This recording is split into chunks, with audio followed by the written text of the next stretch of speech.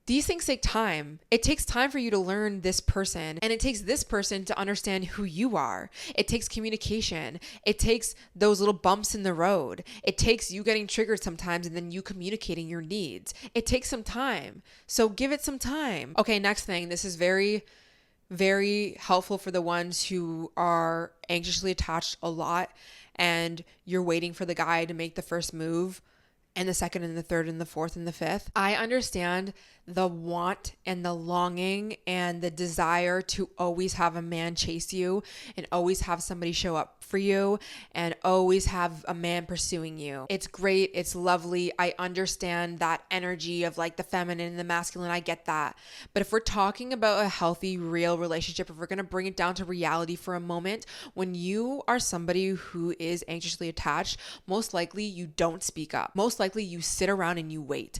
Most likely you don't even know how to communicate your needs. So if you are that type of person, that advice sometimes is not the most applicable to you, because you need to be the one to show up for yourself and to communicate and to meet your needs, which means sometimes you need to be the person who reaches out. And I don't mean reaches out and like asks to go on dates and things like that. I'm not even talking about that kind of stuff, but I'm talking about if something is bothering you in a relationship, if you're waiting and you're stressed and this person doesn't know it, it doesn't mean that you freak out on them. It doesn't mean that we're going to them and hoping that they are going to ease our pain, right? Like if I just get the text message, if he just tells me that he loves me and this, that, right? We're not really even doing that.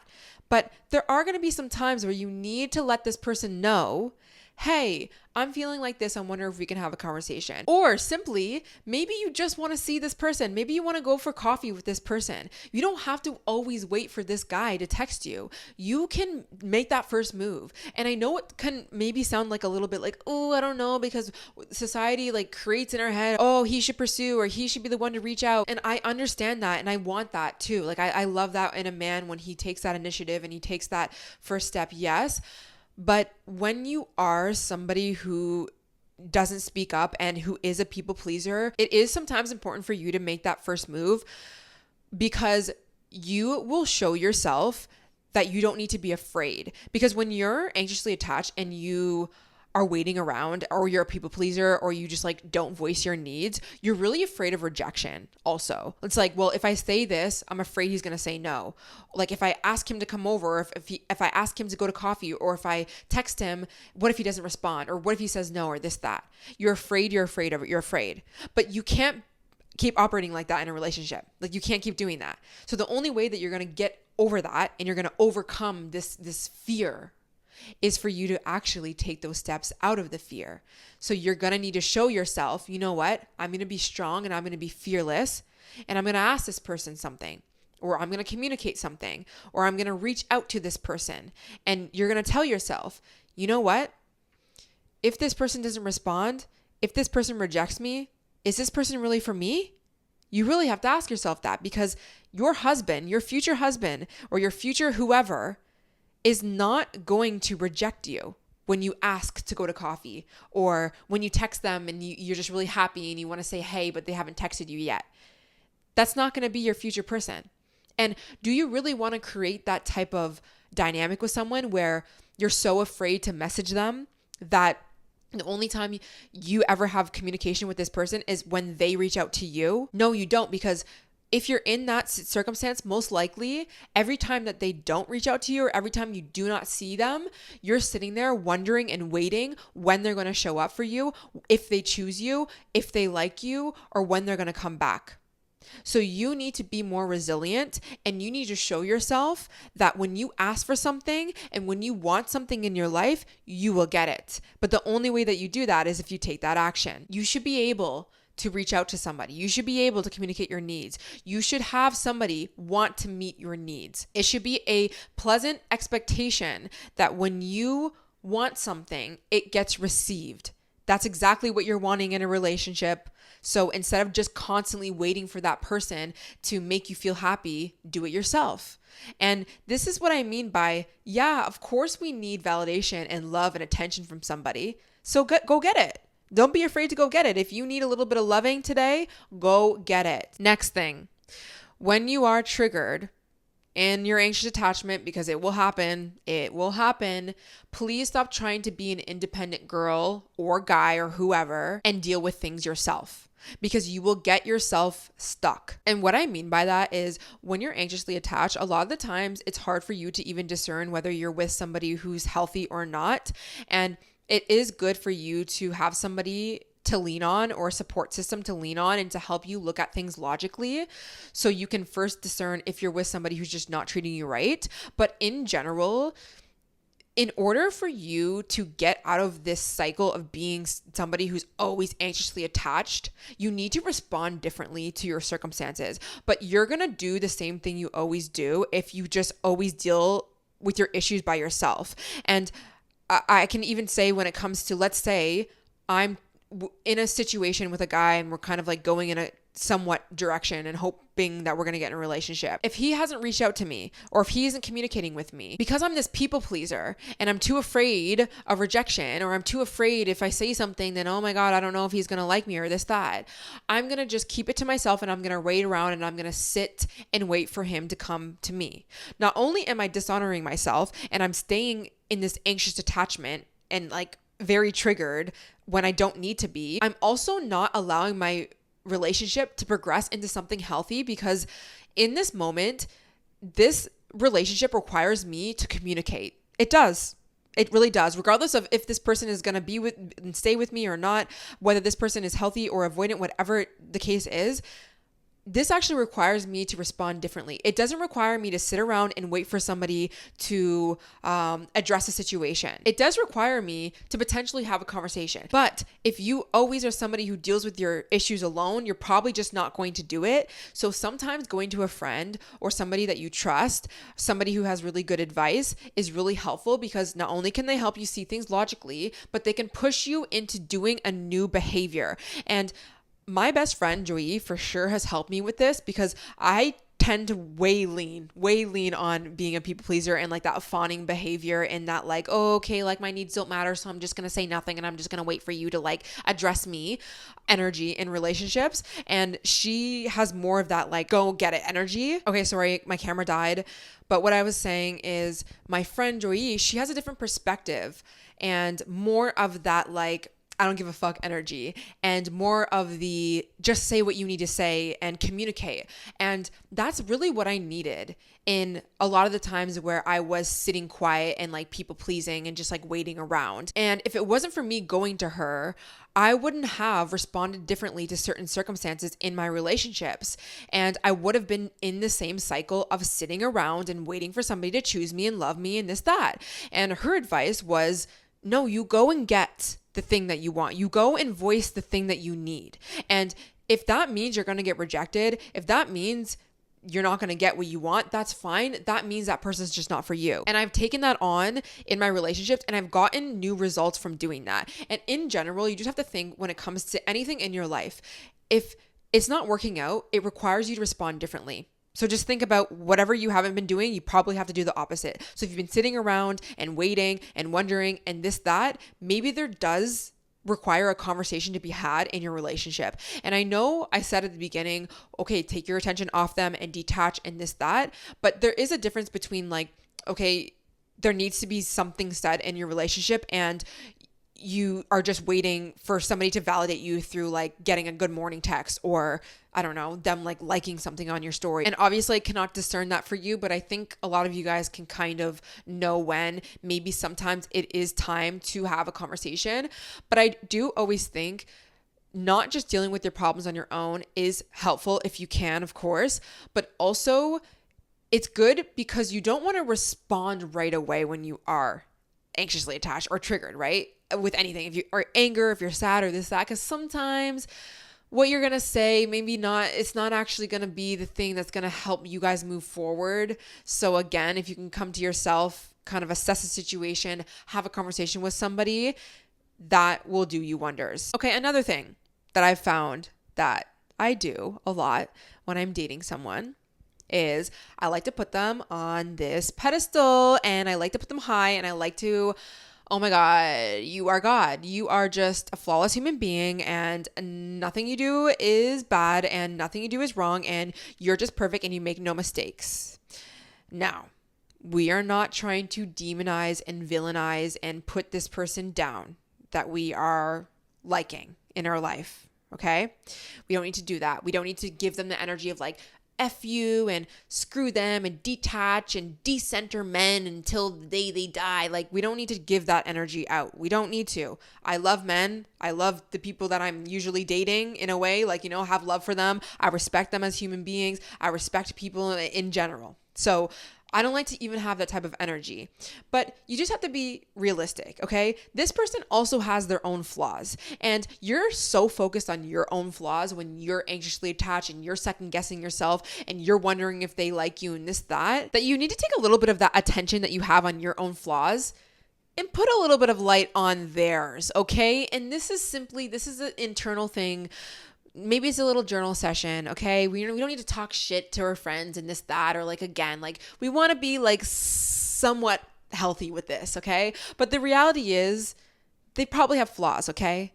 So remind yourself of that. You don't need to put them on this freaking Mount Everest and being like, oh my gosh, they're God and nothing that they do is wrong or that. And the reason why sometimes that's helpful is because it kind of reminds you like, you know what? Okay, let me just relax for a second. They are not the end all be all. Even if they're not treating me right, you know what? They're not the best thing on God's green earth. There's somebody else that's probably maybe a little bit better in terms of the way that they treat me or whatever the case is. Sometimes you just have to remind yourself of that, okay? And the last thing that I want to remind you of, and that you need to remind yourself of when you are going through the process of being in a relationship, dating, life, everything's relational, essentially, is that this is the process. This is the process. And if you're triggered, if things feel shitty, if things are feeling messed up and chaotic and you don't know and whatever, it's all a part of the process and you're in it. Okay? This is a part of the process.